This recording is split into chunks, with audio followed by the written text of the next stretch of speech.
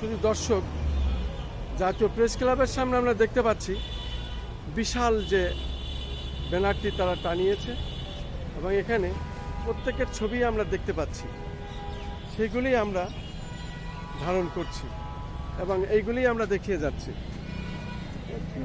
সামনে প্রায় এসে পড়ে।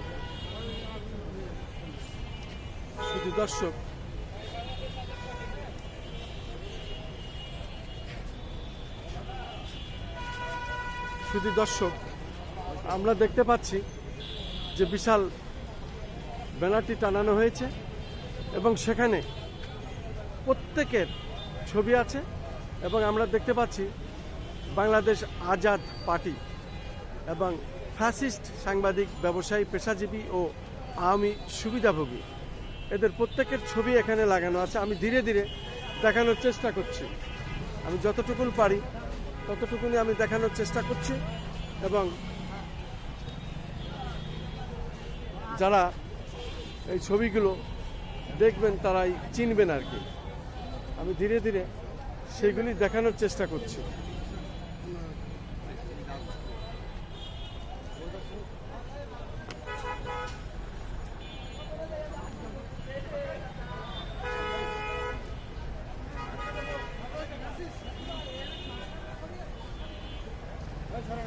অপরাধ হইলে মন্ত্রী হইলে আল্লাহ ছাড় দেয় না, কলঙ্ক লাগাই দিতে গলায়। আমরা দেখতে পাচ্ছি আপনার এলাকার গণশত্রুদের তালিকা প্রকাশ করুন এবং আওয়ামী রক্ষী বাহিনী এখানে লেখা আছে। আমি ছবিগুলো দেখানো চলে তো যাচ্ছেন, কিছুই পেলাম না।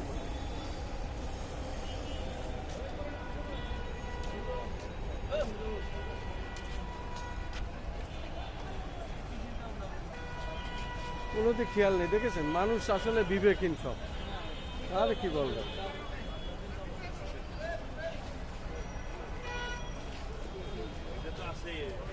ভাইয়া চলে তো যাচ্ছেন, কিছু দিয়ে যাবেন না?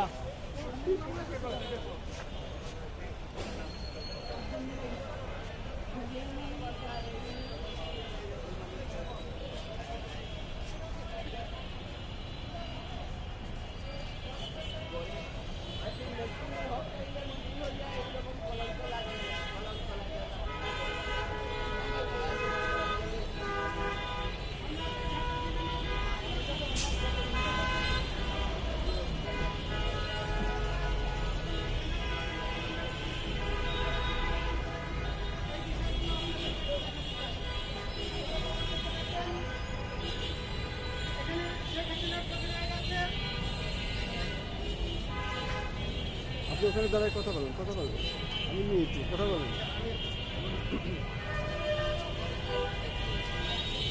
আমরা শেখ হাসিনার ফিরিস্তি এখানে উপস্থাপন করার চেষ্টা করেছি। শেখ হাসিনার ছবি আপনি দেখতে পারতেছেন এবং এখানে গতদিনের যে ছবিগুলো ছিল 24-এর গণশক্তি ছবিগুলো আমরা এখানে সংযোজন করেছি। সেই সাথে সাথে ভারতীয় তাবেদার আওয়ামী লীগের পরিবারের যারা সদস্য আছে, আমরা মনে করি আওয়ামী লীগের পরিবারের যারাই ছিল, শেখ পরিবারের যারাই ছিল এবং সংশ্লিষ্ট যারা ছিল, এরা অবশ্যই ভারতীয় তাবেদার এবং আওয়ামী লীগের ফ্যাসিস্ট পরিবারের সদস্য। এনারা কেউ এখন দেশে নাই, তাদের দেশের বাইরেও আরাম ঠিকানায় তারা গিয়ে পাড়ি জমিয়েছেন এবং আমাদের এই দেশে তাদের কিছু সহযোগী, সুবিধাবাদী, পেশাজীবী, ফ্যাসিস্ট সাংবাদিক, ব্যবসায়ী নামে আমাদের এখানে রেখে গেছেন এবং তাদের ছবি আমরা প্রকাশ করেছি। আপনাদের এলাকায় আপনাদের বিভাগগুলোতে আপনারা ফ্যাসিস্ট বলে মনে করেন, তাদেরকে আপনারা আপনার এলাকার ছবিগুলো আমাদের কাছে পাঠিয়ে দিবেন এবং তারা কি কারণে এই ফ্যাসিস্টের কারণগুলো আমাদেরকে উল্লেখ করে জানাবেন। আমাদের যে ছবিগুলো ছিঁড়ে ফেলা হয়েছিল আমরা এগুলো শেষের পর্যায়ে রেখেছি। আওয়ামী রক্ষী বাহিনীর আদলে করা যে সেনাবাহিনীর অফিসারগুলো ছিল, যারা অনেকেই এখন বিচারের মুখোমুখি দাঁড়িয়ে আছে এবং অনেকে দেশ ছেড়ে পালিয়ে গেছে, আমরা তাদের ছবিগুলো আবার সংযোজন করেছি। এখান থেকে আমরা আরও কিছু ছবি সংযোজন করবো।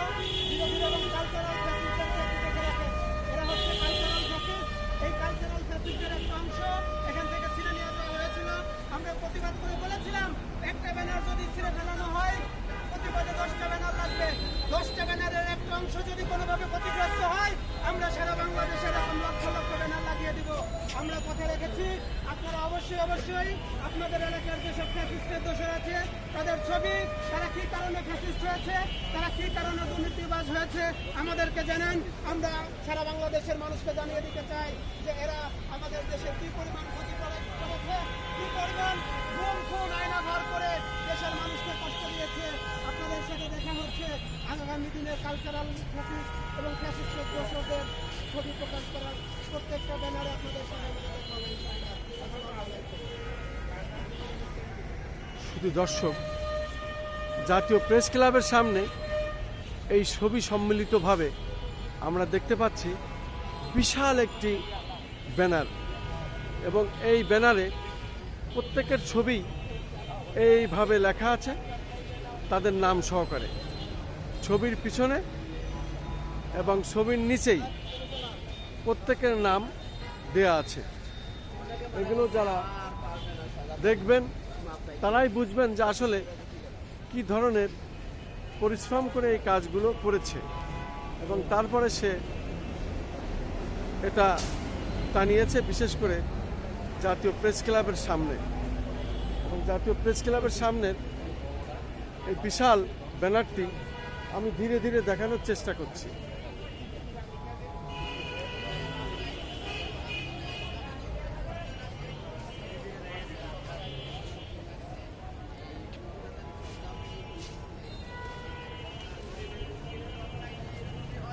এই ছিল ফ্যাসিস্ট শেখ হাসিনার আমলে যারা সরাসরি দুর্নীতির সাথে জড়িত ছিলেন তাদের ছবিগুলো সে এইভাবে সিরিয়ালি টানিয়েছে, যেটা জাতীয় প্রেস ক্লাবের সামনে বিশাল এই ব্যানারটি। আমি সেই কাজটি ধরে রাখার চেষ্টা করলাম, যেহেতু আমাদের ধারাবাহিক কিছু কাজ থাকে আমাদের চ্যানেলগুলির পক্ষ থেকে, এটাই আমি করে যাচ্ছি এবং দেখিয়ে যাচ্ছি। আমরা দেখতে পাচ্ছি সাধারণ উৎসুক জনতাও এখানে আছে এবং উৎসুক জনতাও এটা দেখছে। কেন বলি সেটাও আমরা প্রকাশ করব। ওই যে শেখ হাসিনার ছবিটা দেওয়া আছে। আপনি কতদিন ধরে এটা ম্যানেজ করেছেন? এই কাজ করতে আপনার কত সময় লেগেছে? না, আমাদের আসলে চিন্তা ভাবনা অনেক আগে থেকেই ছিল। আপনারা জানবেন যে 90 পরবর্তী সময়ে একটা গণশত্রু তালিকা এভাবে করা হয়েছিল, জি। কিন্তু তারপরে আর কেউ বাংলাদেশে করে নাই। যেহেতু আমরা শেখ হাসিনাকে সর্বযুগের সর্বশ্রেষ্ঠ ফ্যাসিস্ট মনে করি এবং এই আওয়ামী পরিবারকে আমরা ভারতীয় তাবেদার মনে করি, আমরা মনে করেছি যে তাদের অপকর্মগুলো জাতির সামনে প্রকাশ করা উচিত। তারা বাংলাদেশের বাইরেও অনেক দেশের পাসপোর্ট ব্যবহার করেন।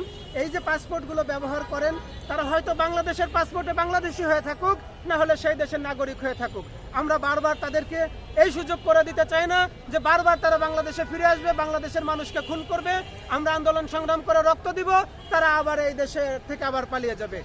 তাদের পাসপোর্ট আমরা ব্লক করতে চাই, বাংলাদেশি পাসপোর্ট ব্লক করতে চাই। তাদের যদি মনে হয় যে না বাংলাদেশে থাকা দরকার, বাংলাদেশি পাসপোর্ট রেখে বিদেশি পাসপোর্ট ব্লক করতে চাই। এবং যে পরিমাণ অর্থের আমরা এই পাশে একটা শেখ হাসিনার অর্থের হিসাব দিয়েছি, যে শেখ হাসিনা কি পরিমাণ অর্থ লোপাট করেছে, আমরা শুধু জানাতে চাই যে হাজার হাজার লক্ষ কোটি টাকা তারা পাচার করে দেশের বাইরে এখন আয়েশি জীবনযাপন করতেছে। এদিকে কর্মীদেরকে বলতেছে আমি কিন্তু ডিসেম্বরে ফিরতেছি। আল্লাহ মালুম উনি কত বছর বাঁচবে উনি নিজেও জানে না, অথচ বারবার বলতেছে ডিসেম্বরে আমি দেশে ফিরে আসতেছি। দেশের মানুষকে, তার অন্ধভক্তদেরকে তারা আবার রাস্তায় নামিয়ে রক্তপাত ঘটাতে চায় এবং তারা নিরাপদ আশ্রয়ে থাকতে চায়। নিরাপদ আশ্রয় থেকে আমাদের দেশের ভিতর আবার একটা বিশৃঙ্খল পরিস্থিতি তৈরি করতে চায়। আমরা আজকে আমরা এরকম একটা প্রোগ্রাম সাজিয়েছি। আগামীকাল থেকে একদম বিভাগীয় পর্যায়ে এবং বিভাগীয় পর্যায় থেকে জেলা পর্যায়ে, উপজেলা পর্যায় পর্যন্ত আমরা এগুলো নিয়ে যাব। আপনাদের এলাকায় কে কে ফ্যাসিস্টের দোষর ছিল, কি কারণে ফ্যাসিস্টের দোষর ছিল, সে পালিয়ে কোন এলাকায় আছে, তার কি কি অপকর্ম ছিল, ফিরিস্তিগুলো আমাদের সামনে তুলে ধরেন। আমরা ইনশাআল্লাহ ঢাকা থেকে সমগ্র বাংলাদেশের মানুষকে জানিয়ে দেব যে এই ফ্যাসিস্টগুলো বাংলাদেশের মানুষের উপর রক্তের উপর দাঁড়িয়ে ক্ষমতা জাহির করেছে, গুম খুন আয়নাঘর এবং এমনকি দাড়ি টুপি, মিনিমাম একটু দাড়ি টুপি দেখলেও তাদেরকে জঙ্গি ট্যাগ দিয়ে গুলি করে মেরেছে। আজ পর্যন্ত তাদের কোনো হদিস আমরা পাইনি। আমরা শুধু বাংলাদেশের মানুষকে জানাতে চাই এইসব অপকর্ম করা মানুষগুলো যারা দেশ থেকে পালিয়ে গেছে তাদের জন্য এই বাংলাদেশের মাটিতে বিচার নিশ্চিত করা হয়, ইন্টারপোলের মাধ্যমে তাদেরকে দেশে ফিরিয়ে এনে শাস্তি নিশ্চিত করা হয়। আমরা শুনলাম যে আরেকটা ব্যানার নাকি টানাইছিল, সেটা চুরি হয়ে গেছে। ব্যানারটা চুরি হয়ে যায় না, ব্যানারটা ছিঁড়ে নিয়ে গেছিল ও, ছিঁড়ে শাহবাগ নিয়ে। থেকে। আচ্ছা। সেটারই প্রতিবাদে আজকে আমরা ঢাকার বিভিন্ন গুরুত্বপূর্ণ জায়গায় ব্যানার লাগাচ্ছি এবং এই ব্যানারগুলো যদি বিন্দুমাত্র ক্ষতি করার চেষ্টা করে সারা বাংলাদেশে আমরা এরকম ব্যানার দিয়ে ছেড়ে দেবো ইনশাল্লাহ। আপনার নাম পরিচয়টা বলুন। আমার নাম শামীম হাসান, আমি বাংলাদেশ আজাদ পার্টির প্রেসিডিয়াম মেম্বার হিসেবে দায়িত্বে আছি। আপনাকে অনেক অনেক ধন্যবাদ। এই